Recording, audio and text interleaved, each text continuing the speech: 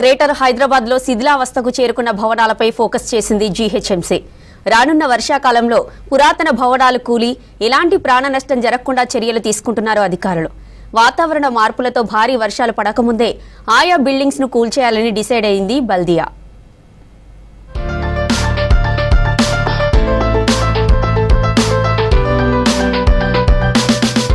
వర్షాకాలానికి ముందు monsoon action plan సిద్ధం చేస్తోంది బల్దియా.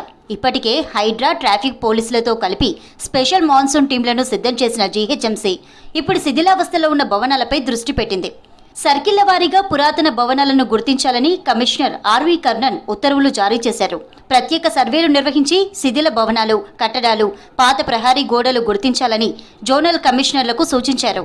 ఇంజనీరింగ్ విభాగం అధికారులు ఆయా బిల్డింగ్స్ స్ట్రక్చరల్ స్టెబిలిటీని అంచనా వేసి రిపోర్టు సమర్పించాలని కమిషనర్ ఆదేశించారు.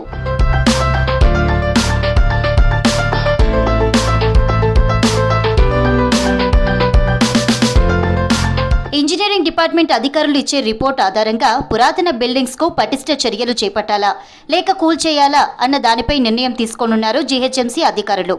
శిథిలావస్థకు చేరుకున్న భవనాల యజమానులకు లేదా అందులో నివాసం ఉన్న వారికి నోటీసులు జారీ చేయాలని కమిషనర్ సూచించారు.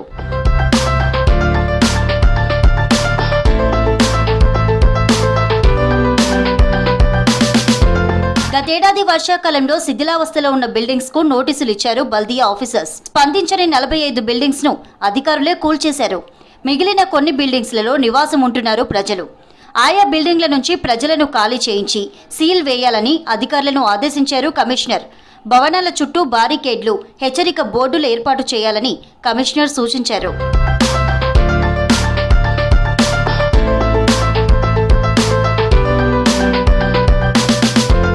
జీహెచ్ఎంసీ పరిధిలో 460 శిథిలావస్థకు చేరుకున్న భవనాలున్నట్లు అధికారులు ప్రాథమికంగా గుర్తించారు. వాటిలో తప్పనిసరిగా కూల్చాల్సిన బిల్డింగ్స్ పై జూన్ 1 వీక్ లో స్పెషల్ డ్రైవ్ చేపట్టనున్నారు అధికారులు.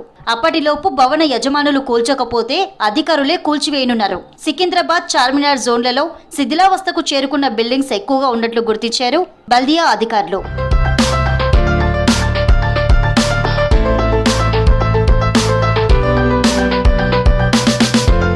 శిథిలావస్థకు చేరుకున్న బిల్డింగ్స్ కూలిపోయి భారీ ప్రాణ నష్టం జరగకముందే వాటిని గుర్తించి కూల్చేయాలని అధికారులకు ఆదేశాలిచ్చారు కమిషనర్ ఆర్వి కర్ణన్.